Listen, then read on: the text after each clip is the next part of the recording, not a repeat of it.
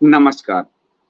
ये घटना है आज से 2500 साल पहले की है, जब आदि शंकराचार्य का दिग्विजय अभियान चल रहा था, सनातन धर्म की स्थापना करने के लिए। आदि शंकराचार्य को न सिर्फ शास्त्रार्थ के जरिए चुनौती मिल रही थी, वो स्वयं भी चुनौती दे रहे थे, वरन उनको शारीरिक रूप से मारने के प्रयास भी किए जा रहे थे। एक घटना आती है एक कापालिक की, उग्र भैरव की। उसका जो कपालिकों का राजा था, सरदार, उसने उग्र भैरव को कहा कि ये सबको परास्त करते जा रहे हैं और वैदिक धर्म की स्थापना हो जाएगी।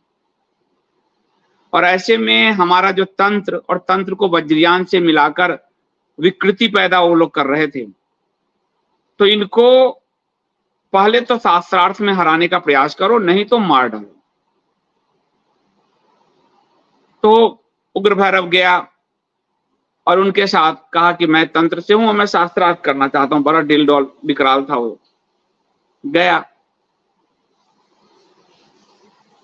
आदि शंकर के सामने कहां टिकता, परास्त हुआ। और जैसा कि होता है, परास्त होने के बाद कहा कि महाराज जी, मैं आपका शिष्य बनना चाहता हूं। उन्होंने स्वीकृति दे दी। अब शिष्य बनने के बाद वो कपट करने लगा और कपट करते हुए उसने आदि शंकराचार्य को मारने की पूरी तैयारी कर ली, बलि लेने की, नर बलि। उस समय के जो तांत्रिक थे वो नर बलि लेते थे, तो नर बलि की तैयारी उसने कर ली।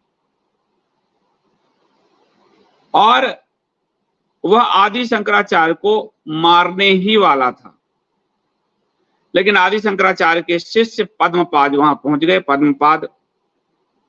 और पद्मपाद ने पहुंचकर उस उग्र भैरव को खत्म कर दिया। ये कहानी सिर्फ यही नहीं रुकी। उनका जो सरदार था करकच कपालिक, वो और ज्यादा उदंड था, वो राजा ही था। नरबली की माला पहनता था, ब्राह्मणों की खोपड़ी में खाना खाता था। उसने अपनी पूरी सेना लेके पहुंचा और शंकराचार्य जी को पहले समझाने का प्रयास किया, जैसे आजकल होता नहीं, तू मुझे जानता नहीं, इस तरह से समझाने का प्रयास किया। तो शंकराचार्य इस तरह से समझी कि दिग्विजय अभियान में राजा सुधन्मा की बड़ी भूमिका है। कोर्स हम लोग करवा रहे हैं केजीएफ में, उसमें सारी कहानी, सारा फैक्ट दिए जा रहे हैं। कोर्स हम लोग करवा रहे हैं कि राजा सुधन्मा ने उसको भगा दिया कि भाग जाए यहां से, और उसने बहुत बड़ी सेना के साथ आक्रमण कर दिया। राजा सुधन्मा लड़ते रहे और अंत में उसने तंत्र की सहायता से कपाल भैरव पैदा किया।